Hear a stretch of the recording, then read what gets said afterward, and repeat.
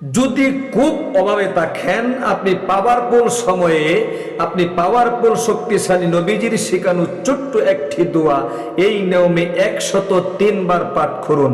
5 থেকে 10 মিনিট সময় লাগবে।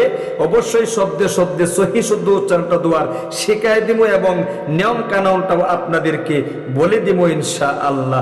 ও প্রিয় দিনী ভাই এবং বোন, যদি আপনার পরিবার সংসারে অভাব অনটন একটার পর একটা লেগেই থাকে, দুঃখ কষ্ট পরিবার সংসারে বৃষ্টির মতো আসতেই থাকে, যদি তুমি এরকম হয়ে যাও যে ইনকাম করছো, ইনকামের মধ্যে বরকত পাচ্ছ না, দিন দিন গরিব হয়ে যাচ্ছ, ফকির হয়ে যাচ্ছ, দরিদ্রতা তোমাকে গ্রাস করে নিচ্ছে, তাহলে আজকের এই আমলটা একমাত্র তোমার জন্যে। তুমি বিশ্বনবীর এই শেখানো আমলটি আল্লাহ তাআলার উপর ভরসা রেখে মন থেকে করোনা, হাতে পায়ে ধরে বলবো, আহারে বিশ্বনবীর একজন সাহাবী হযরত কুবাইব রাদিয়াল্লাহু তাআলা আনহু এই আমলটা করে তিনি ফলাফল পেয়েছেন। কাফের মুশরিকদের বন্দিশালায় হযরত কুবাইব রাদিয়াল্লাহু তাআলা আনহুকে বন্দী করা হয়েছিল। হযরত কুবাইব রাদিয়াল্লাহু তাআলা আনহুকে কাফের মুশরিকরা অনেক নির্যাতন করেছিল, অনেক জ্বালা যন্ত্রণা দিয়েছিল, কিন্তু তিনি শুধু এই দোয়াটাই পাঠ করতেছিলেন, এই দোয়াটাই পাঠ করতেছিলেন। আল্লাহু আকবার। এই দোয়ার উসিলায় এই সমস্ত বন্দিশালা থেকে কাফেরদের আল্লাহ তাআলা হযরত কুবাইব রাদিয়াল্লাহু তাআলা আনহুকে মুক্তি দিয়েছিলেন। তিনি আজীবন পর্যন্ত যতদিন বেঁচে ছিলেন আর কোনোদিন হযরত কুবাইব রাদিয়াল্লাহু তাআলা আনহুর কোনো কিছুর অভাব হয় নাই। আল্লাহ তাআলা তার সমস্ত সংকটকে দূরীভূত করে দিয়েছে, উদ্ধার করার ব্যবস্থা করে দিয়েছে সমস্ত সংকট থেকে। সুতরাং বিশ্বনবীর ওই সাহাবী কুবাইব রাদিয়াল্লাহু তাআলা আনহুর ব্যাপারে কাফের মুশরিকরা পর্যন্ত বলে থাকে যে কুবাইবের মতো ধৈর্যশীল লোক আমরা আর কখনো দেখি নাই। কুবাইব রাদিয়াল্লাহু তাআলা আনহু বলেন, সুতরাং আমার ধৈর্য হওয়ার পিছনে ওই শক্তিশালী বিশ্বনবীর দোয়াটাই আমার জন্য যথেষ্ট ছিল। আল্লাহু আকবার।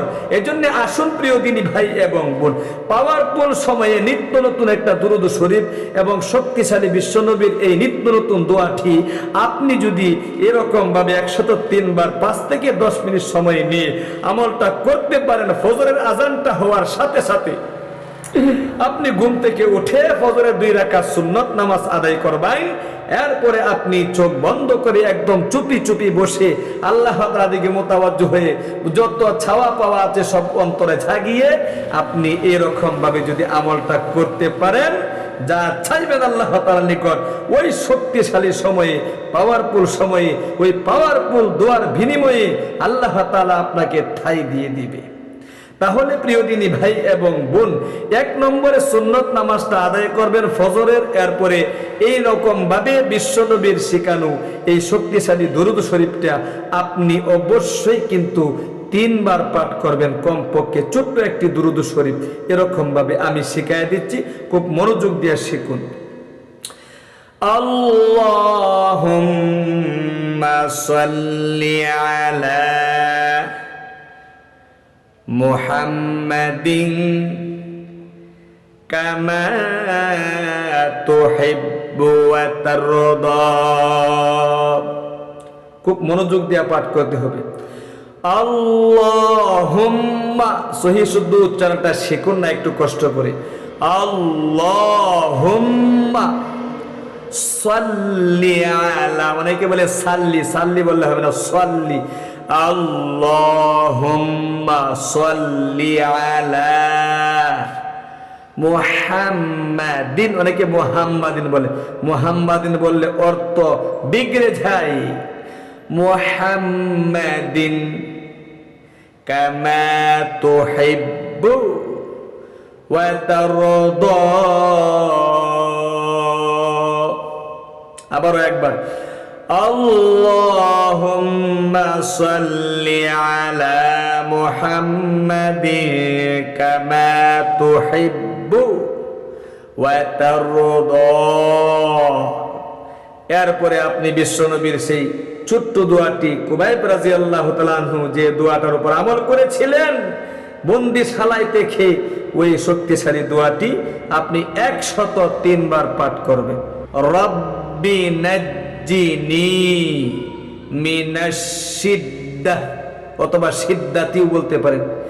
রব্বি নাজ্জিনি মিনাশ সিদ্দাহ, রব্বি নাজ্জিনি, বলেন রব্বি, রব্বি নাজ্জিনি, নাজ্জিনি মিনাশ সিদ্দাহ, রব্বি নাজ্জিনি মিনাশ সিদ্দাহ, রব্বি নাজ্জিনি মিনাশ সিদ্দাহ।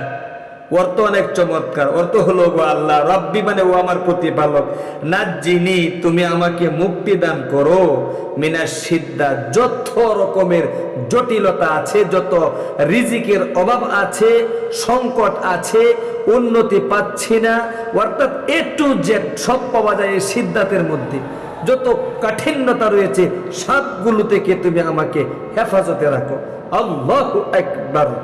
আপনার সমস্ত চাওয়াই পূর্ণ হবে। আবারও সেই শক্তিশালী দুরূদ শরীফটি আপনি 3 বার পাঠ করবেন এরকম ভাবে, আল্লাহুম্মা সাল্লি আলা মুহাম্মাদিন কামা তুহিব্বু ওয়া তারদা,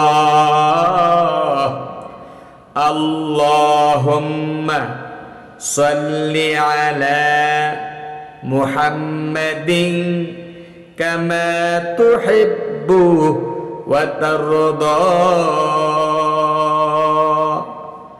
আল্লাহুম্মা সাল্লি আলা মুহাম্মাদিন কামা তুহিব্বু ওয়া তারদা।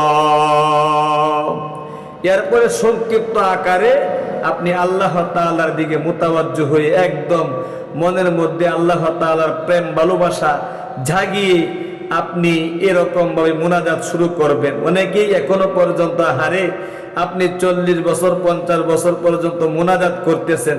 মুনাজাতের শুরুতে কি বলতে হয়, হাত কিভাবে ধরতে হয়, মাঝে কি বলতে হয়, শেষে কি বলতে হয়, নবীজির সুন্নত তরিকা কি আপনি এখনো পর্যন্ত শিখতে পারলেন না। এই যে দেখেন, শিখুন আজকে একদম মনোযোগ দিয়া। এরকম ভাবে হাতের তালু আকাশের দিকে রাখতে হয় এবং শুরু করতে হয় আল্লাহ তাআলার প্রশংসা এবং বিশ্বনবী মুহাম্মদ আরবির উপর দুরূদ পাঠ করার মাধ্যমে। এরকম ভাবে আলহামদুলিল্লাহি রাব্বিল আলামিন ওয়াসসালাতু ওয়াসসালামু আলা আশরাফিল আমবিয়াই ওয়াল মুরসালিন ওয়া আলা আলিহি ওয়া আসহাবিহি আজমাইন। এতটুকু পর্যন্ত আপনি বলবেন। এরপরে আদম আলাইহিস সালাতু ওয়াস সালামের তওবার দোয়াটা একবার বলবেন এরকম ভাবে, রব্বানা যালামনা আনফুসানা ওয়া ইল্লাম তাগফির লানা ওয়া তারহামনা লানাকুনান্না মিনাল খাসিরিন।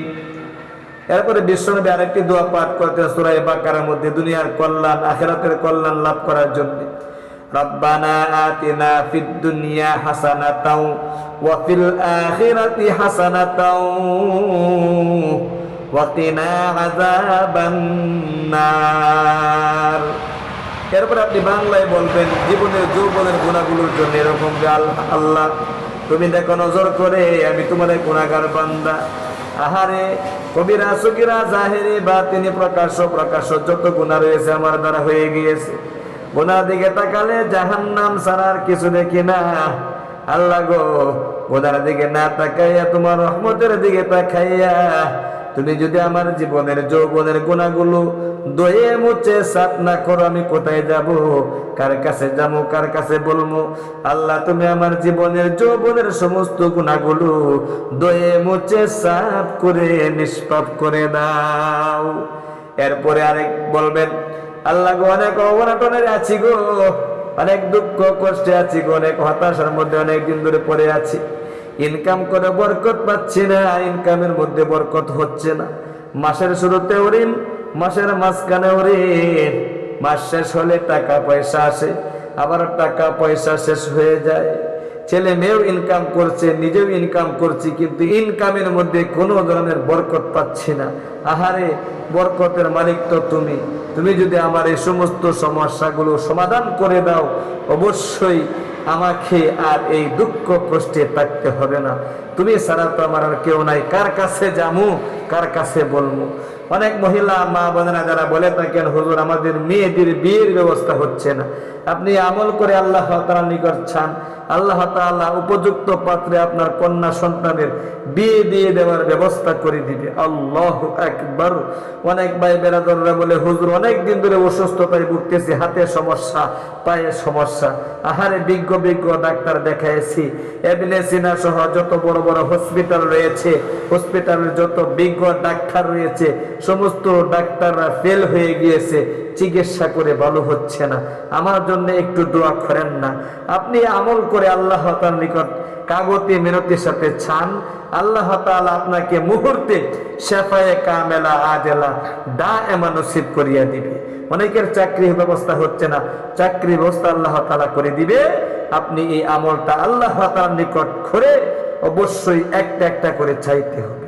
তাহলে প্রিয় দিনী ভাই এবং বোন, এরকম ভাবে একটা একটা করে মনের যত বাসনা আছে সবগুলো বলে সর্বশেষে আখিরি তামান্না ওয়াজাল কালিমাতুনা ইনদাল মাউতি লা ইলাহা ইল্লাল্লাহু মুহাম্মাদুর রাসূলুল্লাহ সাল্লাল্লাহু আলাইহি ওয়াসাল্লাম। তাহলে প্রিয় দিনী ভাই এবং বোন, আমলটা ইনশাআল্লাহ নিজেও করুন, আরেকজন ভাই বোনকে আমলটা করার জন্য ইনশাআল্লাহ একটা শেয়ারের মাধ্যমে সুযোগ করে দিন। আল্লাহ তাআলা আপনাদেরকে সেই তৌফিক দান করুন। আজ এ পর্যন্তই। আমাদের ইসলামিক এই চ্যানেলে যুক্ত থাকবেন, ইনশাআল্লাহ প্রতিদিনের ভিডিওগুলো দেখবেন, আমলগুলো করবেন, আমলগুলো শিখবেন। আসসালামু আলাইকুম ওয়া রাহমাতুল্লাহি ওয়া বারাকাতুহু।